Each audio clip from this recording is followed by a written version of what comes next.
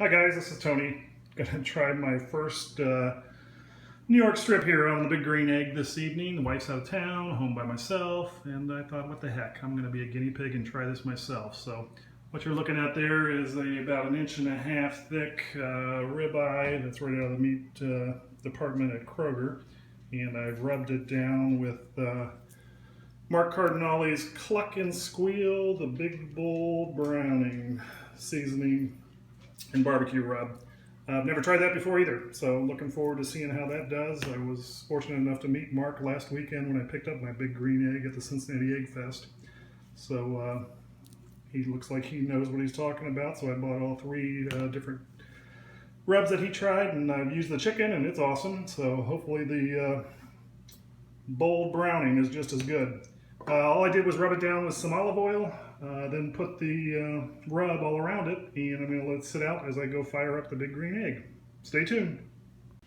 Alright, so I'm outside now. Here's the Big Green Egg.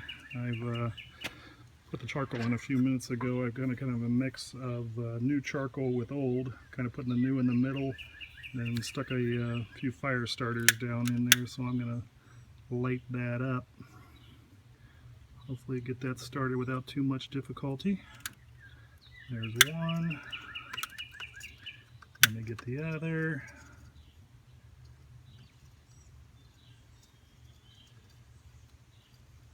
There we go.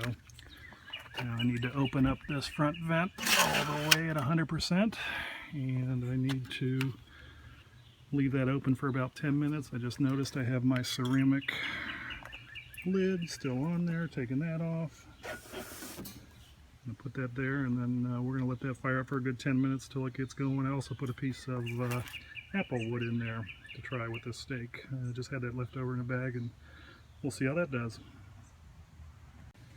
Alright, we're measuring right at 300 degrees. It's been about 45 minutes, and got a nice wispy smoke coming out. I'm going to open that just a hair. It'll generate some heat, so be careful doing that. Alright, I'm ready to put these on. I layer this steak on. Got the place setter with legs up, grate on top, foil pan in between, and we'll stick that steak on and see how long it takes to get up to about 115 or so. Alright, got the steak on. Alright, again, we're going to do the reverse sear. So we're cooking it slow for the first I don't know, we'll see how long this takes, 30 minutes or so maybe, to get it up to 115, and then we'll hit it with the high heat sear at the end. So we'll see how this goes.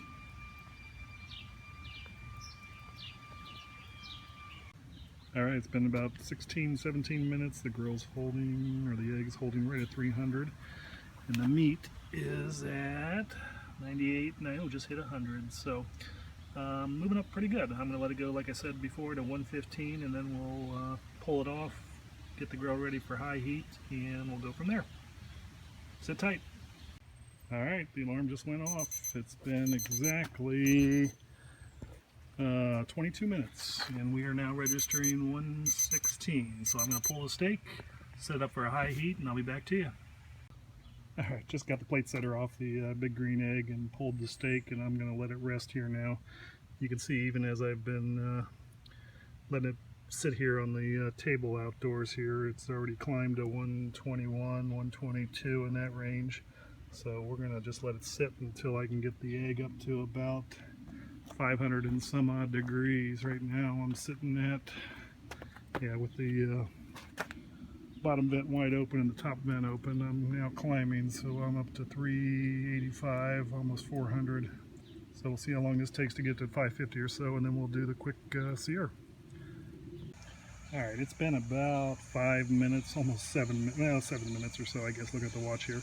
The meat's still sitting here. It's at 128. I'm gonna go ahead and pull the probe. Someone told me that if you don't and you can cook it at this high temps, it might melt the line going into the probe, so I don't want to see that happen. And really, it's at a good temp. I think all we want to do is give it some color. So I'm going to take it over here to the Big Green Egg, where, as you can see, we're going right now at a good 610 degrees or 20 degrees. All right. Carefully open it up here. Give it a little burp, as they say. Oh yeah, that fire's going well. Let me grab the steak.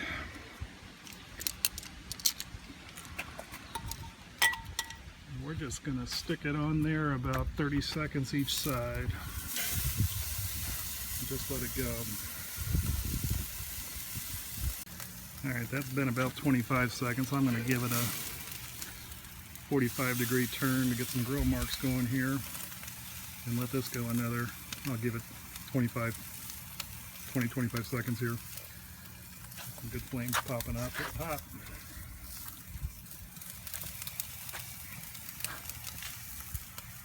Hopefully this is good. It smells good.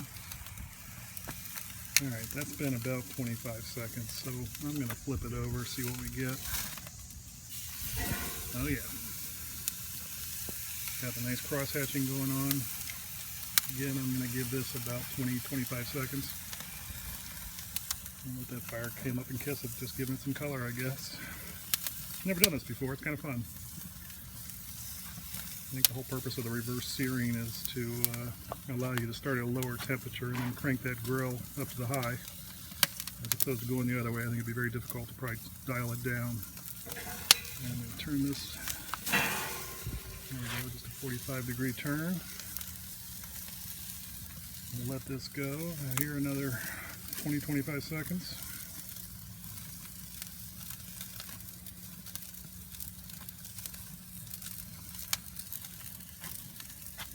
Normally I'd be worried about the fire, but I guess not in this instance. Just giving it some good flavor there.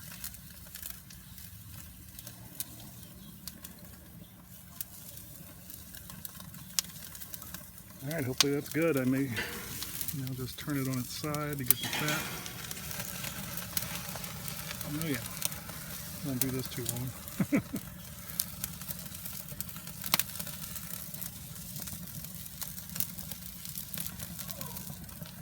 That is cranking. And I'll turn it this way. With those sides, it's not going to want to stay there, is it for me? Maybe I'll just hold it there for a second. Might take over 15 seconds to get that side.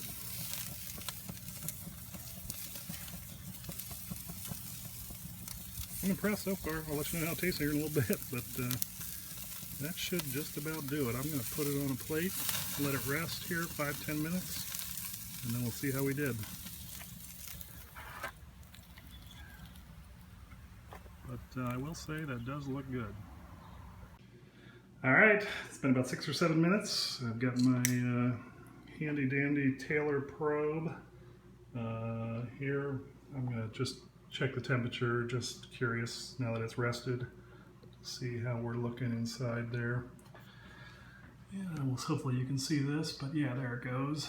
125, 126, yeah, it's getting up there to what, the 130, which is what I was hoping. Looks like right at it, 131, 132, so should be good. I'll slice, or I'll cut it in half here just to give you a picture of the middle, and then we'll sit down to dinner here. And there we go, just cut it in half. You can see how pink it is. Got a little bit of fat in the middle still, looks good, looks juicy, I have to say that. Anyways, this has been my first attempt at reverse searing.